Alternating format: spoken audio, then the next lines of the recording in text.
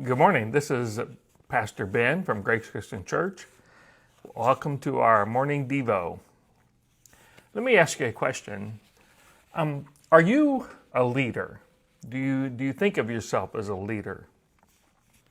I never really thought of myself as a leader or thought I had leadership skills of any kind until I did a little reading on leadership. And what I learned was that a leader is somebody with influence. And since everyone has influence in some way over somebody, if nothing else over your own family, then that means that really everyone is a leader. So the question isn't so much, are you a leader, or are you an influencer? And if you have influence over somebody, then the question becomes, what kind of influence are you going to have? And if I am a leader, by that definition, then that makes me ask another question. What does God expect from his leaders? I want to read you something from the book of Deuteronomy about what God expects out of his king. Since we're in a sermon series on kings, it stands to reason to ask ourselves, what does God want from his kings? What's he looking for? It's kind of a long section, so just stick with me. When you enter the land the Lord your God is giving you, and you take possession of it and are settled in it, and you say, let us set a king over ourselves like the other nations around us. Be sure to appoint over you a king the Lord your God chooses. He must be from your fellow Israelites. Do not place a foreigner over you, one who is not an Israelite. The king, moreover, must not acquire a great number of horses for himself, or make the people return to Egypt to get more of them, for the Lord has told you, you are not to go back that way again. He must not take many wives, or his heart will be led astray. He must not accumulate large amounts of silver and gold. When he takes the throne of his kingdom, he is to write for himself on a scroll a copy of this law, taken from that of the Levitical priest. It is to be with him, and he is to read it all the days of his life, so that he may learn to revere the Lord his God, and follow carefully all the words of this law and these decrees, and not consider himself better than his fellow Israelites, and turn from the law to the right or to the left.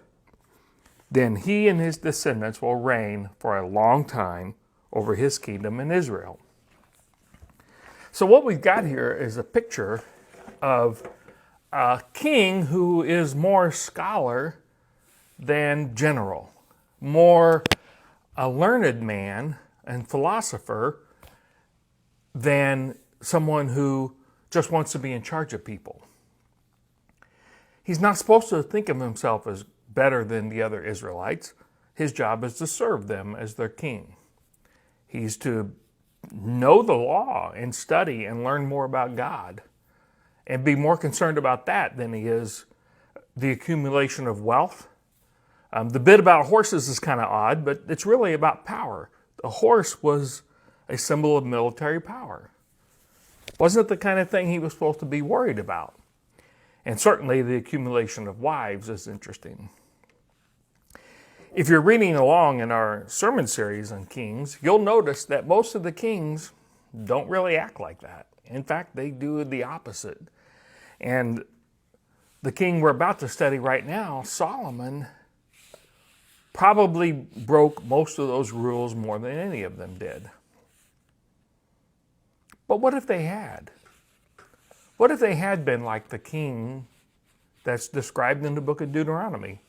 Would things have been different?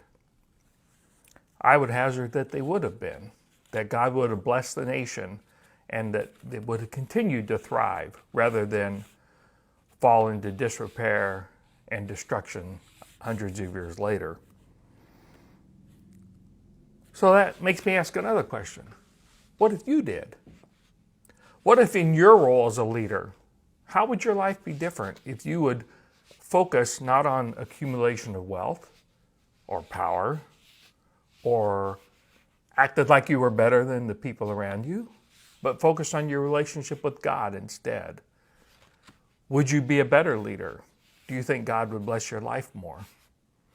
I know that's a challenge for me in my role as a leader, whether that's a leader in the church, a leader in any organization, or a leader at work, or a leader in my family, to be humble in that regard and to focus on my relationship with God and to not concern myself with being a leader for the sake of being a leader, but being a leader for the sake of those around me. Thank you so much. Have a nice day. God bless you, and go be the church.